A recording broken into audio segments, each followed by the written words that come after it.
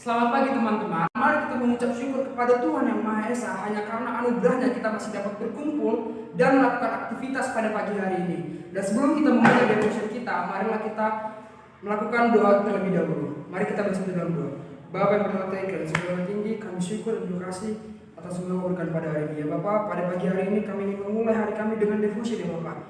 Kiranya Engkau berkati lagi devotion tersebut dapat membawa hal yang baik kepada kami ya Bapak. Ya Bapak, hanyalah doa kami ya Bapak, dalam nama Yesus Kristus kami berdoa dan syukur. Amin.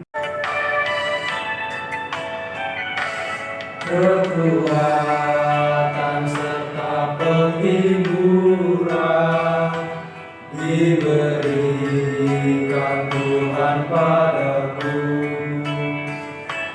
Tiap hari aku dibimbingnya, tiap jam menghibur hatiku, dan sesuai dengan hikmat Tuhan, ku diberikan apa yang perlu, suka dan derita bergantian, memperkuat imanku. Filipi 3 ayat 20. Karena keluarga kita adalah di dalam sorga, dan dari situ juga kita menantikan Tuhan Yesus Kristus sebagai juru selamat. Philippians 3 verse 20. But our citizenship is in heaven, and we also await a Savior from there, the Lord Jesus Christ.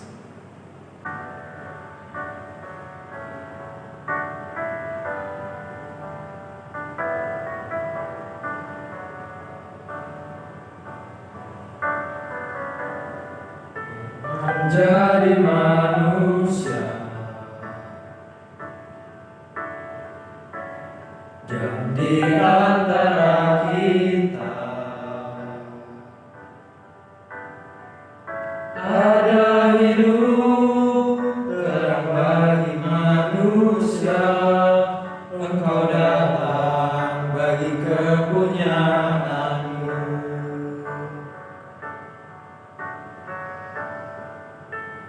Menjadi manusia yang di antara kita ada hidup terang bagi manusia. Engkau datang bagi kepunyaanmu. Yesus, Kaulah juru selamatku. Ku akui Kau Tuhan bagiku. Kau terang bagi saat gelapku. Kau pintu bagi setiap jalan. Pintu bagi setiap jalan.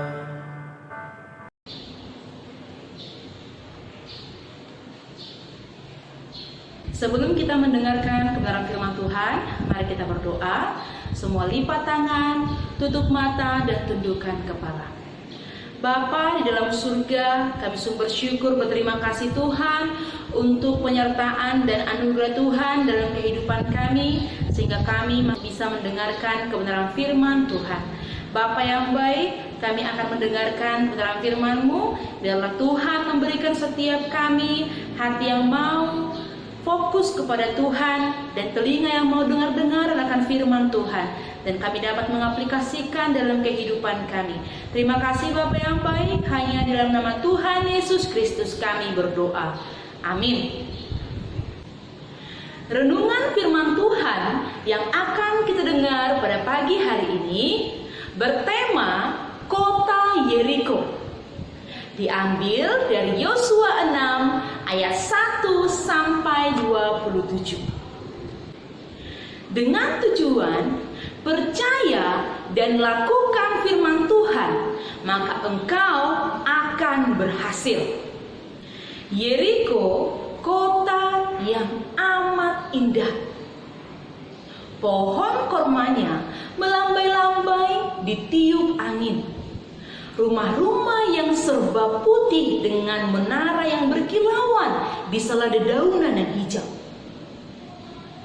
Sekeliling kota itu tampak kebun dan ladang yang subur.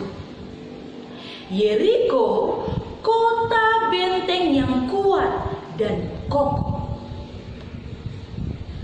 Pintu gerbangnya ditutup rapat. Seorang pun tak dapat masuk ataupun keluar. Pagar temboknya sangat lebar dan kuat, sehingga dapat didirikan rumah di atasnya. Di belakang pagar tembok itu, prajurit bersenjata lengkap berjaga-jaga. Siapa yang dapat mengalahkan mereka? Siapa pula yang dapat menaiki pagar temboknya? Siapa yang dapat menduduki kota benteng ini? Yosua berdiri di atas bukit Gilgal, melihat-lihat kota itu.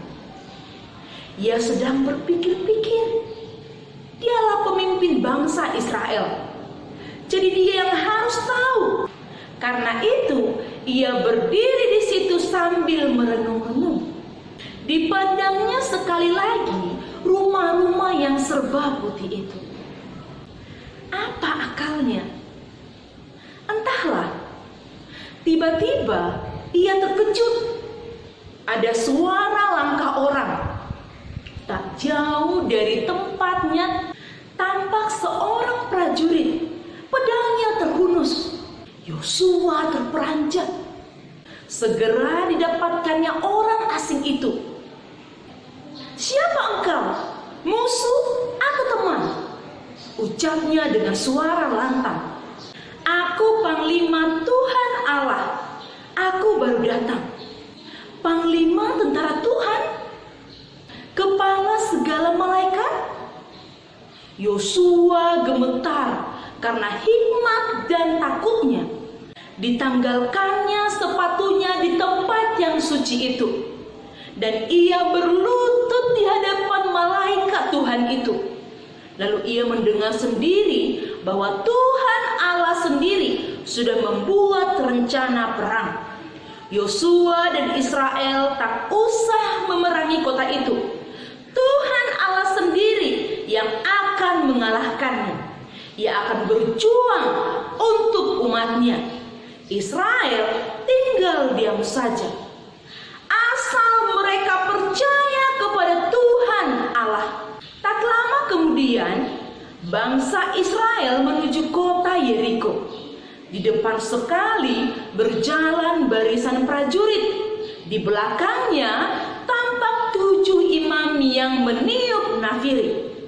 Beberapa imam yang lain mengangkut tabut perjanjian, kemudian menyusul bangsa Israel di belakang tembok Yeriko. Kemudian menyusul bangsa Israel dalam barisan yang panjang sekali. Musuh sedang mengintai di belakang tembok kota Yeriko. Mereka segera bersiap-siap untuk mempertahankan bentengnya. Tetapi heran, bangsa Israel tidak menyerbu. Iringan yang besar itu berjalan mengelilingi kota Yeriko dengan tidak berkata-kata. Lalu kembali lagi ke perkemahannya. Musuh heran, ada apa dengan bangsa itu? Apa sebabnya mereka hanya mengelilingi kota itu? Orang-orang Yeriko tidak mengerti dan menjadi takut. Tiap-tiap hari iringan yang panjang itu datang dari sebelah timur. Mereka mengelilingi kota lalu kembali lagi. Selama perjalanan mereka tidak berkata-kata. Mereka hanya diam saja. Hanya itu saja. Datang mengelilingi kota lalu pulang. Akhirnya musuh tertawa terbahak-bahak. Bangsa yang bodoh mana bisa menundukkan kota kalau hanya berjalan berkeliling saja. Karena itu mereka tidak perlu waspada lagi. Mereka aman di belakang tembok yang kokoh dan kuat itu. Hari ke-7, pagi-pagi benar, bangsa Israel mulai lagi mengelilingi kota. Perlahan-lahan iringan itu berjalan. Tetapi sekarang mereka tidak hanya 1 kali mengelilingi kota itu, 2 kali, 3 kali, sampai 7 kali. Mereka tidak beristirahat, jalan terus. Sesudah 7 kali mengelilingi kota itu, mereka berhenti. Belum terjadi apa-apa. Tiba-tiba ke-7 imam yang berjalan di depan sekali meniup nafirnya sekeras-kerasnya. Yosua melompat ke depan bangsa Israel. Bersoraklah, hai orang-orang Israel. Bersoraklah, Tuhan telah memberikan kota ini kepada kita. Seluruh bangsa itu bersorak-sorak. Pekik suara mereka mendengung di atas ladang-ladang Yeriko. Di mana-mana terdengar bunyi derik-derik, debah dan runtuh. Bangsa Israel bersorak karena gembiranya mereka. Mereka berlari masuk ke kota itu melalui timbunan reruntuhan tembok-temboknya. Kota Yeriko sudah hancur sama sekali.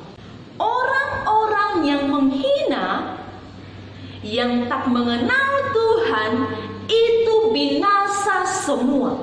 Mereka sudah dihukum. Rumah serta barang-barangnya habis terbakar. Di atas bagian tembok kota itu tampak sebuah rumah yang masih utuh. Rumah siapakah itu? Lihatlah, ada tali benang merah terjuntai ke bawah. Itu rumah Rahab. Rumah itu tidak dibinasakan karena Rahab percaya kepada Tuhan Allah. Dulu 2 orang pengintai pergi ke rumah Rahab. Lalu mereka membawa perempuan itu dengan seluruh keluarganya ke perkemahan bangsa Israel. Anak-anak, cara Tuhan melampaui akal manusia. Pasukan Israel hanya mengelilingi kota itu dengan perintah Tuhan. Mari kita tidak mengandalkan kekuatan kita sendiri. Ada bagian umat Tuhan yang harus bertindak dengan iman.